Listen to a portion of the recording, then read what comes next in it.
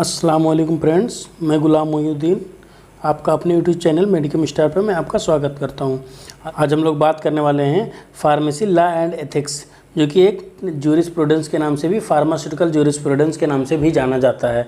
ये B pharma वालों के लिए फार्मास्यूटिकल ज्यूरिस्प्रूडेंस के नाम से जाना जाता है और डिप्लोमा में फार्मेसी लॉ एंड एथिक्स के नाम से जाना जाता है। तो आज हम लोग जो इम्पोर्टेंट्स MCQs कोर्स एग्ज़ाम और कम्पिटिटिव एग्जामिनेशन के पॉइंट ऑफ व्यू से भी इम्पॉर्टेंट है, pharmacy law and ethics subject से रिलेटेड MCQs, उन सब सारे MCQs की आज हम लोग बात करने वाले हैं। तो फ्रेंड्स, आप लोग पूरी वीडियो ज़रूर वॉच करें। चलिए स्टार्ट करते हैं फर्स्ट क्वेश्चन की तरफ। The process of obtaining a licence to import drug is known as.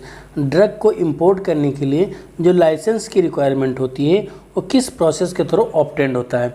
First option है इम्पोर्टेशन, दूसरा ऑप्शन है इम्पोर्ट लाइसेंसिंग, तीसरा ऑप्शन है ड्रग इम्पोर्ट रजिस्ट्रेशन, तीसरा ऑप्शन है ड्रग इम्पोर्टेशन अप्रूवल। तो इसमें आपका करेक्ट आंसर हो जाएगा import licensing. Option number B correct answer हो जाएगा इम्पोर्ट लाइसेंसिंग। नेक्स्ट क्वेश्चन आपका हो जाएगा standard for disinfectant fluids come under. जितने भी डिसइंफेक्टेंट फ्लूइड्स होते हैं वो किस शेड्यूल्स के अंतर्गत आते हैं? मतलब जितने भी डिसइंफेक्टेंट फ्लूइड्स होते हैं वो सारे फ्लूइड्स किस शेड्यूल के अंदर आते हैं? इसमें आपका फर्स्ट ऑप्शन है शेड्यूल ओ, दूसरा है शेड्यूल आर, तीसरा है शेड्यूल एस, चौथा है शेड्यूल ई। तो करेक्ट आंसर हो जाएगा आपका ऑप्शन नंबर ये शेड्यूल वो। नेक्स्ट क्वेश्चन हो जाएगा one of the following forms is needed for the cosmetic manufacturing. Cosmetic product के मैन्युफैक्चरिंग के लिए कौन सा फॉर्म नीड होता है, या फार्मेसी एक्ट के किस फॉर्म के अंतर्गत कॉस्मेटिक प्रोडक्ट का मैन्युफैक्चरिंग किया जाता है?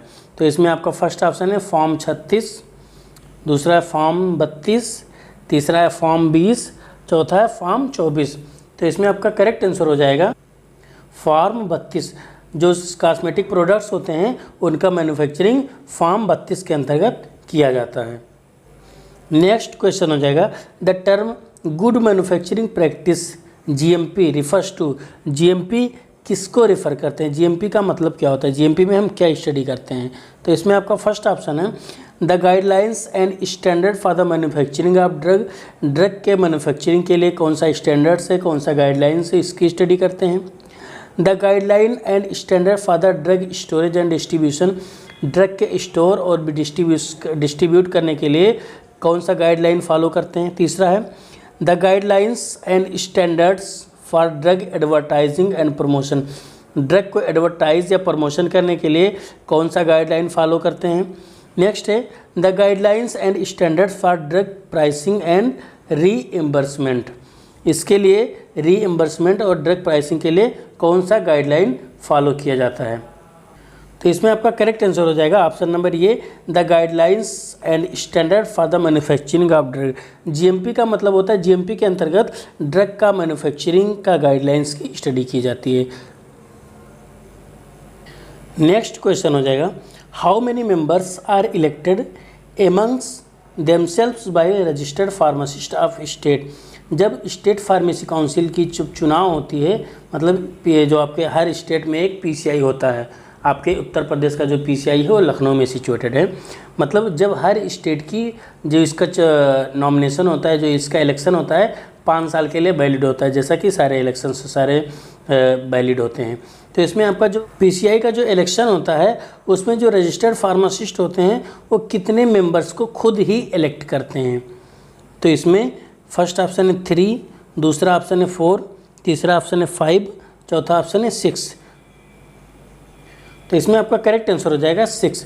मतलब जब फार्मेसी काउंसिल ऑफ इंडिया, मतलब स्टेट फार्मेसी काउंसिल की जब इलेक्शन होती है तो उसमें जो फार्मासिस्ट होते हैं वो खुद ही 6 फार्मासिस्ट का वो इलेक्ट करते हैं। 6 फार्मासिस्ट को लोग मिलके इलेक्ट करते हैं। नेक्स्ट क्वेश्चन आपका है nominated or elected members in state pharmacy council hold office for a term of. मतलब जो नॉमिनेटेड या इलेक्टेड मेंबर PCI के होते हैं वो कितने साल के लिए इलेक्ट किए जाते हैं? मतलब वो कितने साल के लिए वो उनको ऑफिस दिया जाता है, hold office for a term, कितने टाइम के लिए वो ऑफिस को होल्ड करते हैं। तो इसमें फर्स्ट ऑप्शन है 3 ईयर्स, दूसरा ऑप्शन है 4 ईयर्स, तीसरा ऑप्शन है 5 ईयर्स, चौथा ऑप्शन है 6 ईयर्स। तो इसमें आपका करेक्ट आंसर हो जाएगा 5 ईयर्स। नेक्स्ट क्वेश्चन हो जाएगा pharmacy act is establish in, जो फार्मेसी एक्ट था वो कब इस्टेब्लिश किया गया, 1948 में या 1940 में या 1995 में या 1919 में। तो करेक्ट आंसर इसमें आपका हो जाएगा 1948 ईस्वी में। जो फार्मेसी एक्ट है वो 1948 ईस्वी में इस्टेब्लिश किया गया था। नेक्स्ट क्वेश्चन आपका हो जाएगा what is the definition of narcotic drug under the narcotic drug and psychotropic substance act 1985। मतलब NDPS एक्ट 1985 के अंतर्गत जो नारकोटिक ड्रग आते हैं उनका डिफिनीशन क्या होता है। तो इसका फर्स्ट ऑप्शन दिया गया है a drug that is derive from the opium Poppy plant, मतलब ऐसे ड्रग जो ओपियम पॉपी प्लांट से ऑब्टेंड किए जाते हैं या डिराइव होते हैं। दूसरा है a drug that has a sedative effect, ऐसे ड्रग जिनका सीडेटिव एक्शन होता है। तीसरा है a drug that is habit forming, मतलब ऐसे ड्रग जिनको खाने से हैबिट पड़ जाती है। चौथा ऑप्शन है a drug that is use to treat mental illness, ऐसे ड्रग जिनका यूज़ हम मेंटल इलनेस को, मतलब दिमागी बीमारी को ठीक करने के लिए यूज़ किया जाता है। तो इसमें आपका करेक्ट आंसर हो जाएगा ऑप्शन नंबर ये अ drug that is derive from the opium Poppy plant. मतलब NDPS 1985 के अंतर्गत नारकोटिक ड्रग का डिफिनीशन होता है कि जो ड्रग ओपियम पॉपी प्लांट्स में, मतलब पापाबिया सोमनीफेरम पापाब्रेसी फैमिली से जो बिलोंग करता है, जो ओपियम बोलते हैं, उससे जितने भी ड्रग ऑब्टेंड किए जाते हैं वो सारे ड्रग नारकोटिक ड्रग के अंतर्गत आते हैं। तो इसमें आपका ऑप्शन नंबर ये करेक्ट हो जाएगा। नेक्स्ट क्वेश्चन आपका हो जाएगा which pharmaceutical product is not included in schedule C. कौन से फार्मास्यूटिकल प्रोडक्ट होते हैं जो शेड्यूल सी के अंतर्गत नहीं आते हैं। इसमें आपका फर्स्ट ऑप्शन टॉक्सिन्स, दूसरा है सेरा, तीसरा है एंटीजन, चौथा है कैप्सूल। तो इसमें आपका करेक्ट आंसर हो जाएगा option number D capsule. Next question आपका हो जाएगा name of drug which shall be marketed under generic names only come under, मतलब ऐसे ड्रग का नाम बताइए जो किस शेड्यूल के अंतर्गत, जो जेनरिक ड्रग होते हैं वो किस शेड्यूल के अंतर्गत मार्केटिंग की जाती है। तो इसमें आपका फर्स्ट ऑप्शन है शेड्यूल W, दूसरा है शेड्यूल X, तीसरा है शेड्यूल Y, चौथा है शेड्यूल U। तो इसमें आपका करेक्ट आंसर हो जाएगा ऑप्शन नंबर ये शेड्यूल W। नेक्स्ट क्वेश्चन हो जाएगा which act regulate the manufacture and sale of drug in India. India में ड्रग की मैन्युफैक्चरिंग और सेल के लिए कौन सा एक्ट रिस्पॉन्सिबल है। Pharmacy act, Indian medical council act, drug and cosmetic act या narcotic drug and psychotropic substance act. तो इसमें आपका करेक्ट आंसर हो जाएगा option number C drug and cosmetic act. जितने भी ड्रग का मैन्युफैक्चरिंग एंड सेलिंग की जाती है इंडिया में वो सारे ड्रग एंड कॉस्मेटिक एक्ट के अंतर्गत आते हैं। नेक्स्ट क्वेश्चन हो जाएगा pharmacy council of India is doing all of the below function except. जो PCI होती है फार्मेसी काउंसिल ऑफ इंडिया वो सारे काम करती है एक्सेप्ट देन। तो फर्स्ट ऑप्शन है to regulate minimum educational standard in pharmacy institute. Pharmacy institute में मिनिमम एजुकेशनल स्टैंडर्ड को मेंटेन करने के लिए, दूसरा है रेगुलेट करने के लिए, दूसरा है to prescribe the minimum standard of education required for register as a pharmacist. As a pharmacist registered होने के लिए मिनिमम एजुकेशनल क्या रिक्वायर्ड होता है वो प्रेस्क्राइब करती है। या तीसरा है to compile and maintain central register for pharmacist. जो सेंट्रल रजिस्टर होता है उसको कंपाइल और मेंटेन करती है। चौथा है टू प्रेस्क्राइब ड्रग या ड्रग प्रेस्क्राइब करती है। तो इसमें आपका करेक्ट ऑप्शन हो जाएगा option number D to prescribe drug. मतलब जो फार्मेसी काउंसिल ऑफ इंडिया होती है वो ड्रग के प्रेस्क्राइब को छोड़ के और सारे जितने भी ऑप्शंस दिए गए हैं वो सारे रेगुलेट करवाती है। नेक्स्ट क्वेश्चन हो जाएगा blood bank come under the schedule. जो ब्लड बैंक होते हैं वो किस शेड्यूल के अंतर्गत आते हैं। तो इसमें फर्स्ट ऑप्शन है आपका शेड्यूल बी, दूसरा है शेड्यूल डी, तीसरा है शेड्यूल एफ, चौथा है शेड्यूल जी। तो इसमें आपका करेक्ट आंसर हो जाएगा शेड्यूल एफ। नेक्स्ट क्वेश्चन आपका हो जाएगा which schedule of the drug and cosmetic act 1940 and 45 act 1940 and rules 1945 regulates the manufacture and sale of narcotic drug.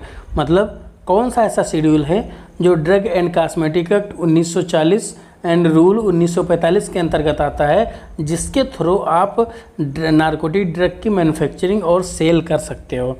तो इसमें आपका फर्स्ट ऑप्शन है शेड्यूल एम, दूसरा है शेड्यूल एन, तीसरा है शेड्यूल एक्स, चौथा है शेड्यूल वाई।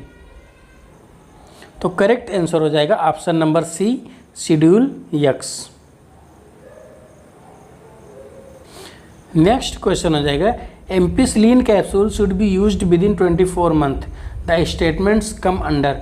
मतलब जो एम्पिसिलिन कैप्सूल होता है उसको 24 महीने तक यूज़ करना, 24 महीने के अंतर्गत यूज़ कर लेना चाहिए। ये स्टेटमेंट किस शेड्यूल के अंतर्गत आता है? शेड्यूल एक्स या शेड्यूल आर या शेड्यूल एम या शेड्यूल पी? तो करेक्ट आंसर हो जाएगा option number D schedule P के अंतर्गत आता है। नेक्स्ट क्वेश्चन हो जाएगा if the drug contains in filthy putrid or decomposed substance then is known as. मतलब अगर ड्रग के अंतर्गत डिकम्पोज सब्सटेंस हैं या फिल्थी सब्सटेंस पाए जाते हैं तो उस टाइप के ड्रग को क्या बोलते हैं? Misbranded drug, adulterated drug, spurious drug या वनली ड्रग? तो इसमें आपका करेक्ट आंसर हो जाएगा option number B adulterated drug के नाम से जाना जाता है। नेक्स्ट क्वेश्चन आपका हो जाएगा what is CPCSEA in the context of animal welfare. Animal welfare के कॉन्टेक्स्ट में, एनिमल वेलफेयर के रिगार्ड्स में CPCSEA का क्या है? तो इसमें फर्स्ट ऑप्शन है आपका a government agency that promotes the breeding and stocking of animals. दूसरा है a regulatory body that monitors the use of animal for scientific research, a law enforcement agency that investigates animal cruelty cases। चौथा है none of the above।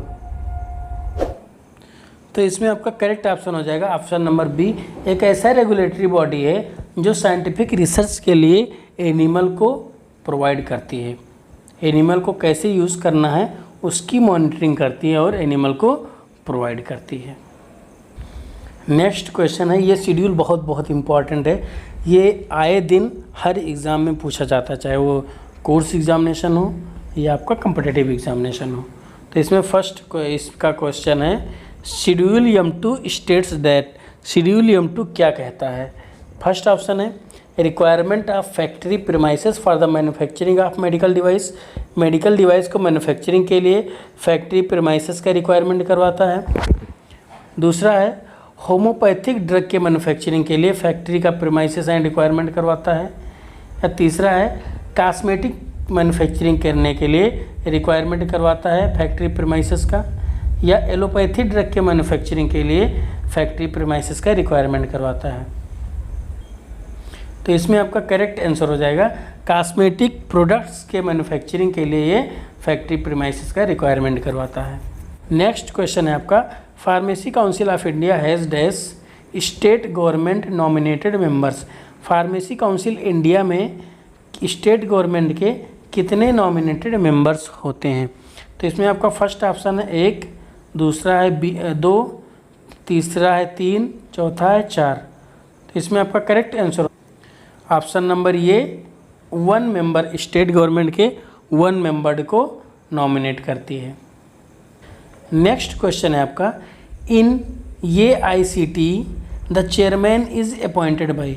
AICT में chairman जो होता है वो किसके थ्रू अपॉइंट किया जाता है? State government of Delhi, central government या इलेक्शन ऑफ रजिस्टर्ड फार्मासिस्ट या प्रेसिडेंट? सेंट्रल गवर्नमेंट के द्वारा जो AICT के चेयरमैन होते हैं वो सेंट्रल गवर्नमेंट के थ्रू अपॉइंट किए जाते हैं। नेक्स्ट क्वेश्चन आपका हो जाएगा biological and biotechnological products are included in schedule. जो बायोलॉजिकल और बायोटेक्नोलॉजिकल प्रोडक्ट्स होते हैं वो किस शेड्यूल के अंतर्गत आते हैं?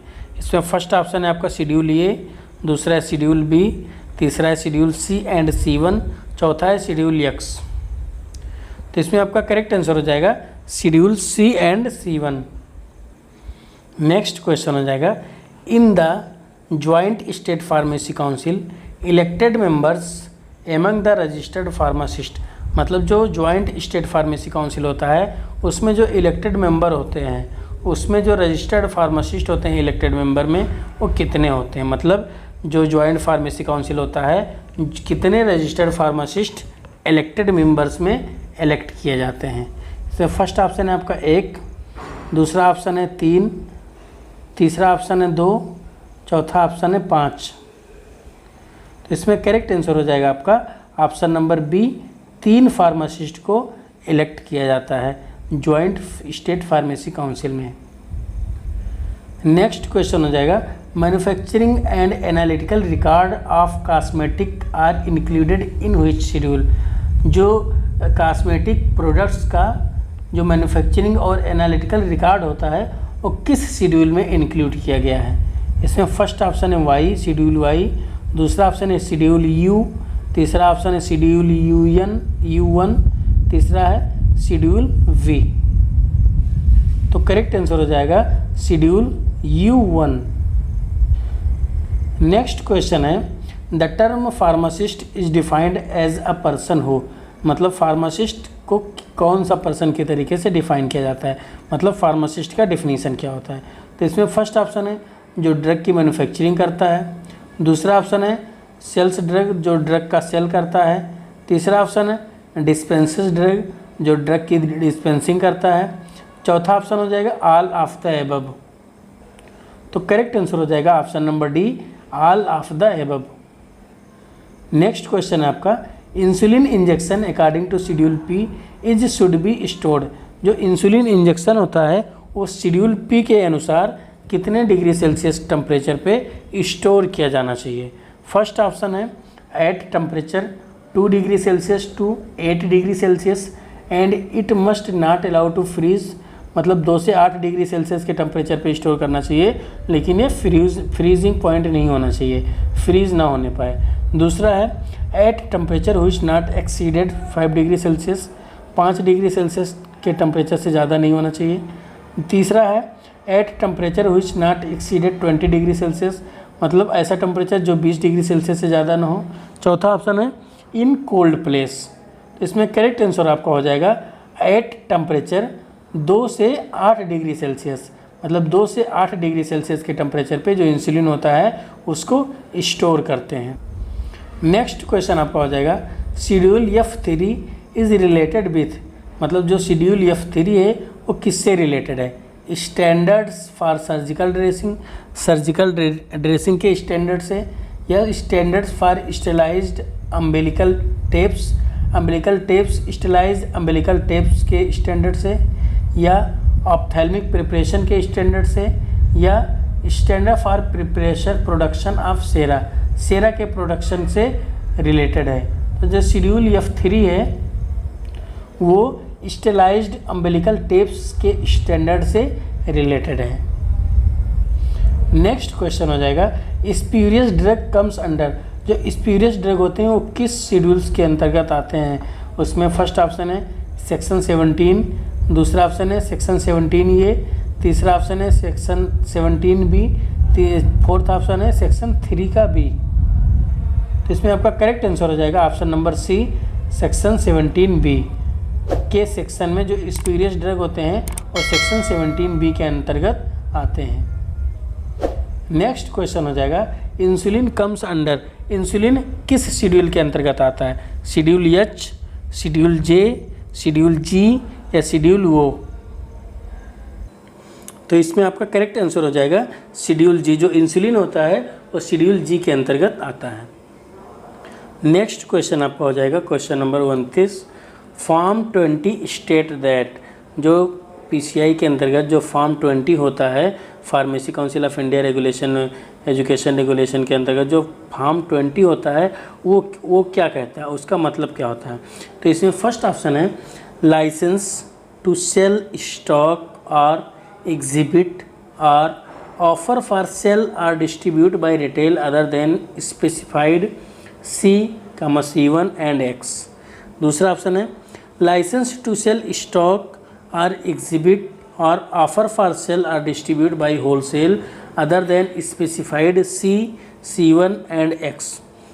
तीसरा है licence to sell stock or exhibit और offer for sale or distribute by retail other than specified C1। चौथा है licences to sell stock or offer for sale or redistribute by retail other than specified schedule C1 and X। तो इसमें आपका correct answer हो जाएगा option number ये, licence to sell stock or exhibit और offer for sale or distribute by retail other than specified C1 and X। Next question हो जाएगा application for grant of a licence to manufacture Ayurvedic Siddha और यूनानी drugs requires.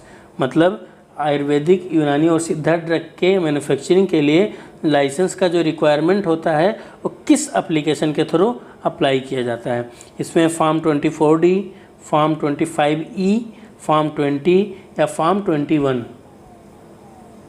तो correct answer हो जाएगा option number A, form 24D। Next question हो जाएगा schedule J is related to.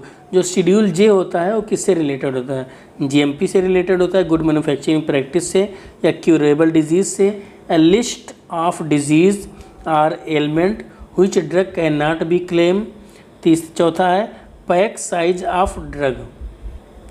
Correct answer हो जाएगा option number C, list of disease and elements which drug can not be claim. Next question हो जाएगा injection syringe and needle are covered under. जो injection syringe और needle होते हैं वो किस शेड्यूल के अंतर्गत आते हैं, schedule A, schedule B, schedule C या शेड्यूल डी।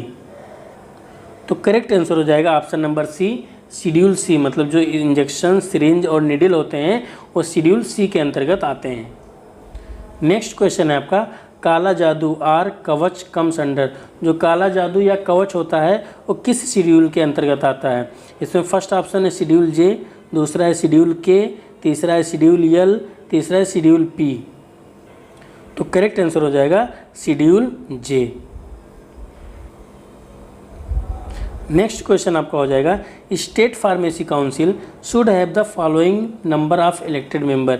जो स्टेट फार्मेसी काउंसिल होते हैं उसमें कितने इलेक्टेड मेंबर होते हैं, 6 मेंबर होते हैं, 5 मेंबर होते हैं, 9 मेंबर होते हैं या 7 मेंबर होते हैं।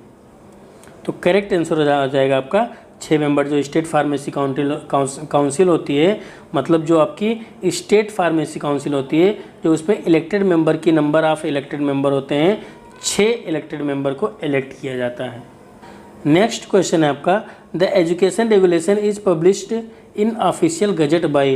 जो एजुकेशन रेगुलेशन है ऑफिशियल गजट में किसके द्वारा पब्लिश किया जाता है, ministry of education, central government या ड्रग कंट्रोलर, या चौथा president of pharmacy council of India. तो इसमें आपका करेक्ट आंसर हो जाएगा option number B, central government. Next question हो जाएगा drug and magic remedies act is enacted in. मतलब ड्रग और मैजिक रेमेडीज जो एक्ट है वो कब आया, तो 1954 में या 1948 या 1985 या 1919। तो इसमें आपका फर्स्ट ऑप्शन करेक्ट हो जाएगा। जो ड्रग और मैजिक रेमेडी एक्ट है वो 1954 ईस्वी में एक्ट में आया। Thank you dear students for joining the session. Students अगर ये वीडियो आपको पसंद आया हो तो इस वीडियो को ज़रूर शेयर करें अपने दोस्तों के साथ में और चैनल को सब्सक्राइब करना ना भूलें। Thank you for watching the video.